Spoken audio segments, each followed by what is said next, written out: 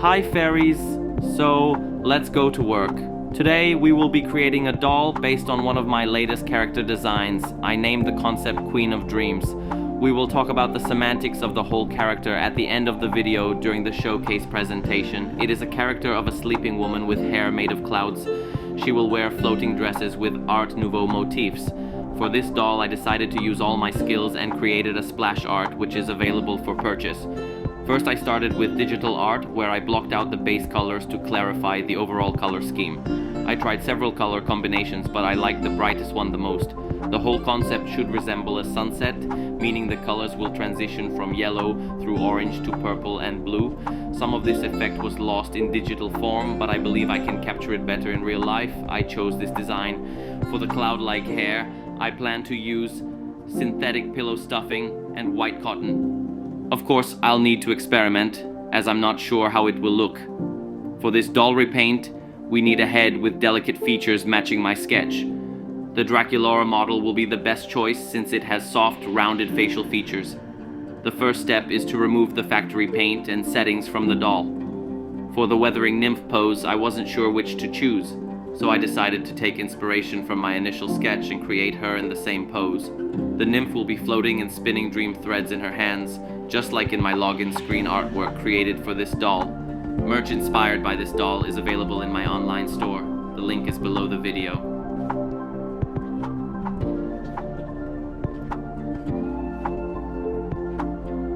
When cutting, I always use protective glasses since plastic pieces could fly into my eyes. For this doll, we only need to cut the torso and neck, as I want to elongate the neckline. The body will be reassembled using wire and hot glue.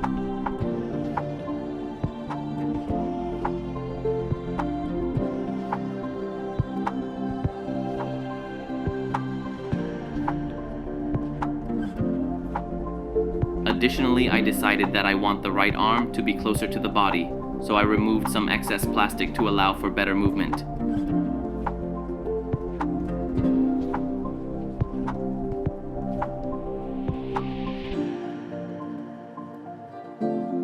I position the pose and fix it with hot glue, then reinforce all joints with super glue.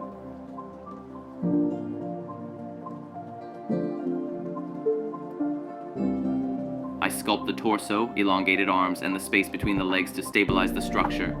For now, I'm using epoxy sculpt. The final effect will depend on sculpting the neck naturally.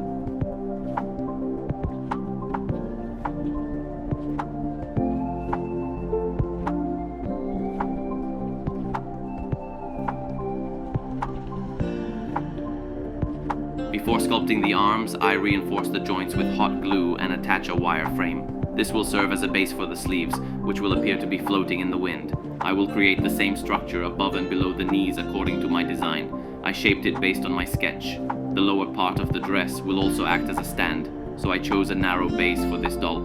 The structure is secured with hot glue and sculpted.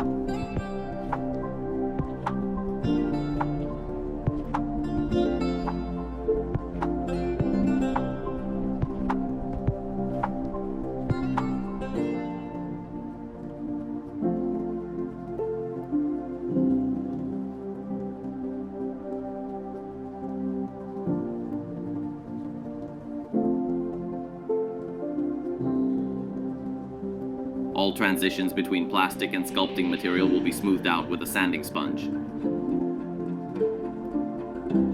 Now, I can start modeling the clothing details using Milan clay. First, I sculpt the body transitions and create the skirt.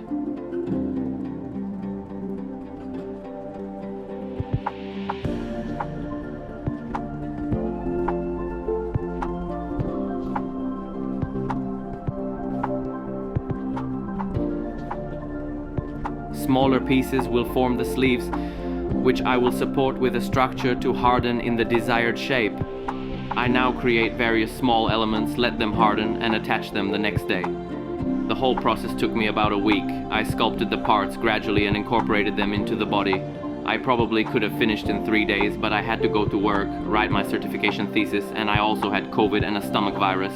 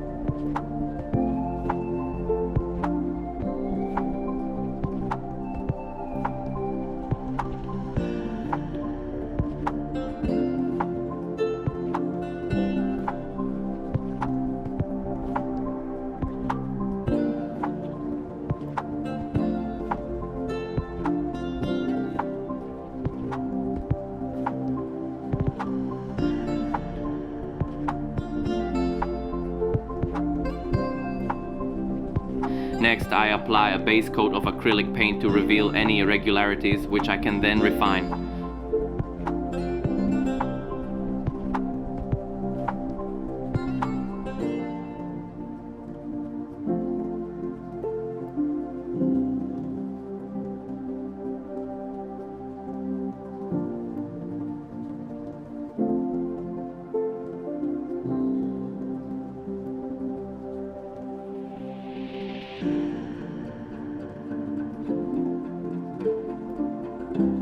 For the base underpainting, I use an airbrush to create the sunset effect. Yellow at the top, transitioning through orange, pink, purple, and finally to deep blue.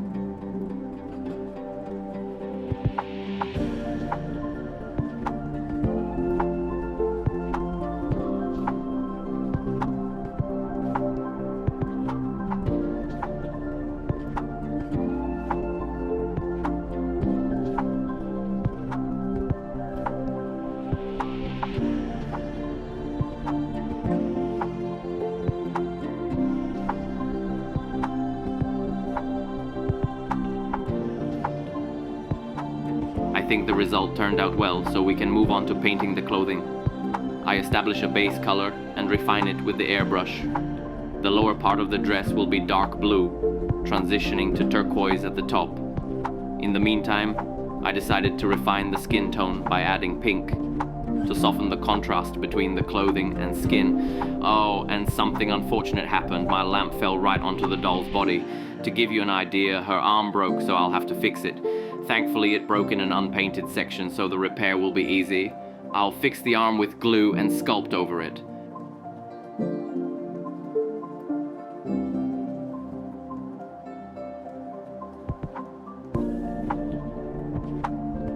Meanwhile, I'm making accessories like medallions, feathers, and dream catchers.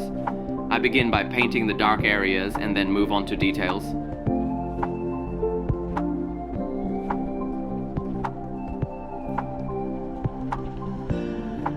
I carefully and precisely paint the ornaments on the skirt according to my design, repeating the process on the entire dress.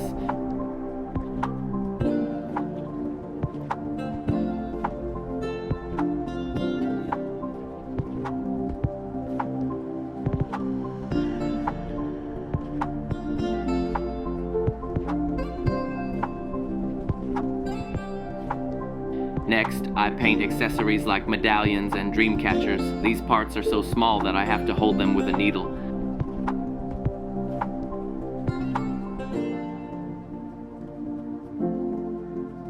The painted parts are assembled with super glue and UV resin. Now I move on to creating the hair. I shape a wire structure based on my sketch and compare it to the doll to ensure it fits. Using a heated needle, I create a hole in the head for the hair structure. I then use hot glue to attach pieces of pillow stuffing. I saved the face for last because I was undecided about whether to give her slightly open or fully closed eyes.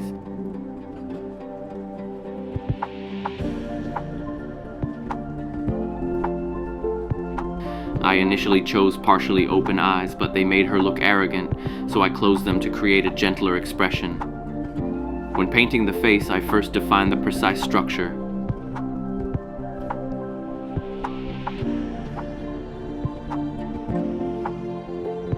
Here's a close-up of my workspace. I start shading with pan pastels and refine the details with acrylic paint.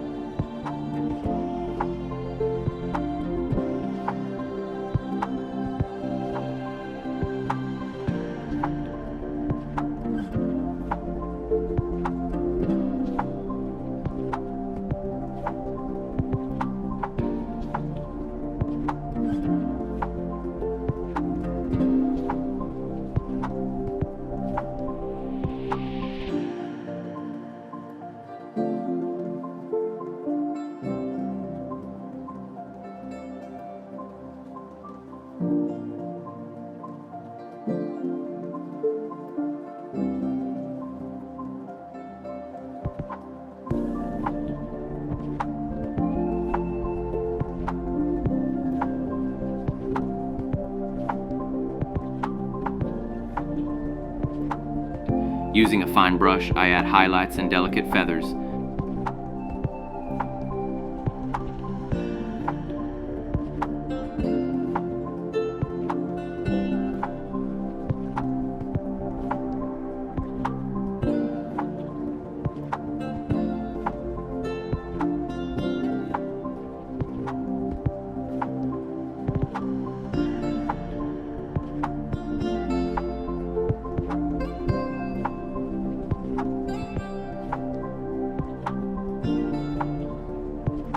glaze the eyelids for a glossy effect. The dark makeup at the edges of the face is enhanced with blue and purple pearlescent pigments. The doll leans backward too much, so I create a small support under her dress to tilt her forward slightly. Next, I prepare the hair. I comb through the cotton and iron it to make it smoother. I also use the iron to create additional accessories, not included in the digital design but sketched separately, floating ribbons hanging from her body.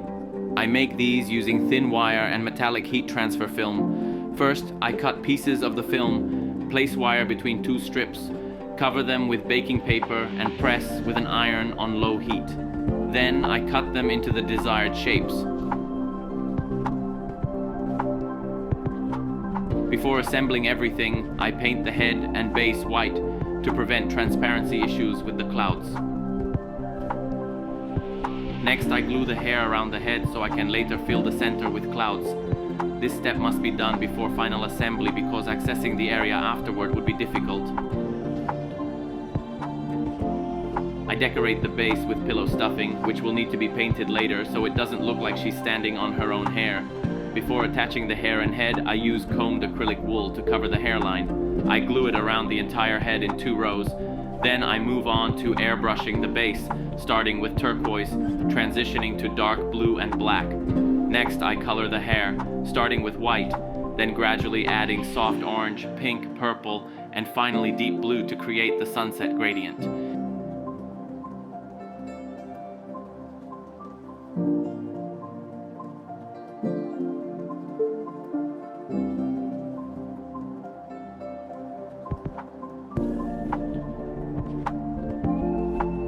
Everything is done very subtly. Now I can assemble all the parts, starting with the base, then the body, head, and hair.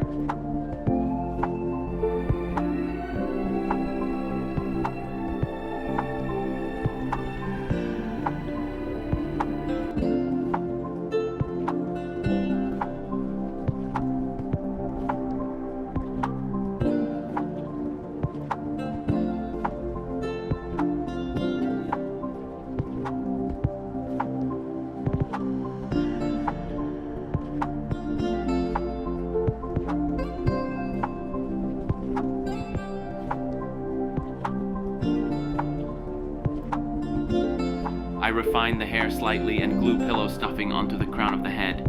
Then I cover it with cotton to blend the hair together. Finally, I attach all the accessories such as dream catchers and medallions. In the last steps, I add glitter accents to various areas, including medallions and the dark parts of the clothing.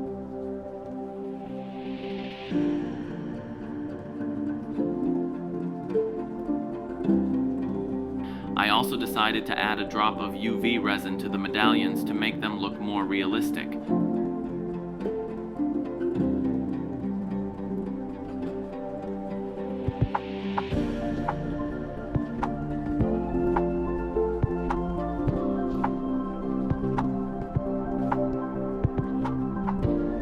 I coat the dark parts of the dress with gloss varnish to enhance the color and shine. These sections feature stars, onto which I apply glitter.